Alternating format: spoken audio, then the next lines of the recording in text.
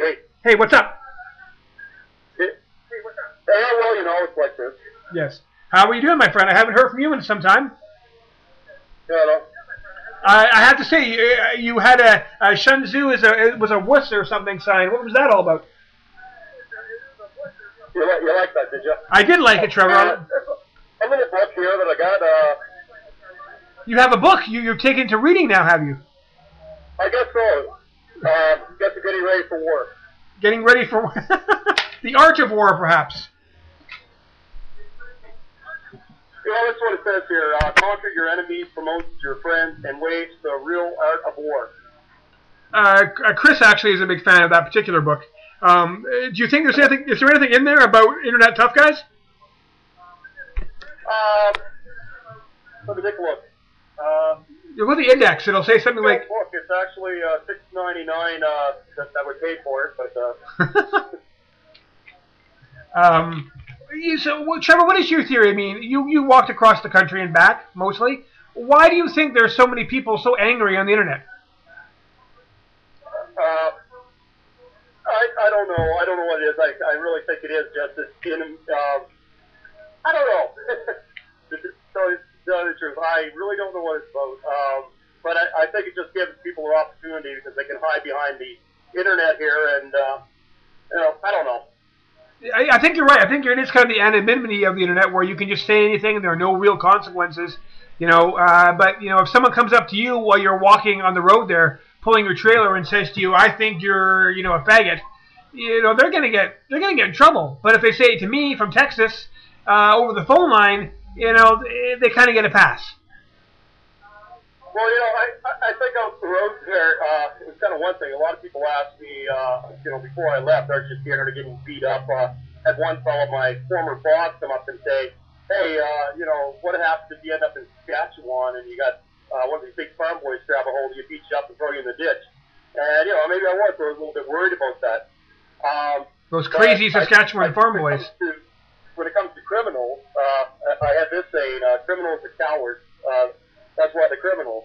And I think the same thing goes to these internet tough guys. You know, they'll say what they want, but if they actually stand face to face with the guy, they're going to run off. Especially a Saskatchewan farm boy. They're not going to be lipping off to them too much. I was never worried. What I thought about the people in Saskatchewan is they're pretty darn friendly, and you know, some of those farm boys, they, you know, did look after you pretty good. But I mean, I think in general, you know, people like that, they'll say what they say, but you know, are they willing to back it up? Yeah, I agree with that. I never asked you that question actually. Did you run into any haters when you were walking across Canada trying to raise funds for cancer research? Did you run into any of these irrationally angry people? I really don't. I actually kind of have a funny story.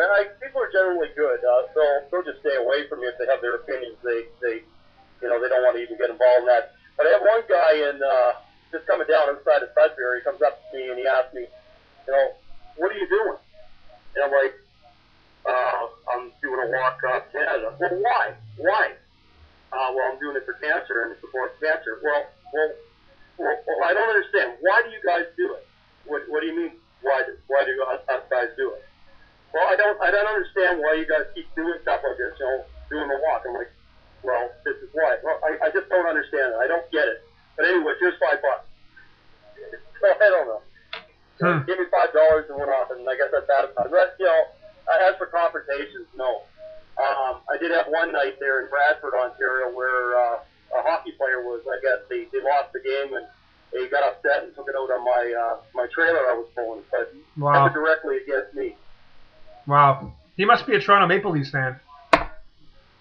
I think that's it. I think I understand his anguish. I probably haven't talked to you for a couple of weeks. There's a good reason why. I've been kind of hanging my head and hiding and trying a little bit. Because what did I say last time I talked to you? You told me that the Calgary Flames had a good shot at the cup and they were going to win it this year, I think. I didn't say good shot. I said they would win it. Unfortunately, that's not going to happen. But Sidney Crosby, he's a Nova Scotia boy. You know, that's where I'm originally from, so I guess I got to put my support towards Sydney there, and it looks like they're doing okay. Yes, they are. Wow. Well, what about the Timbits, Trevor? The story about the Timbits. Did you hear it?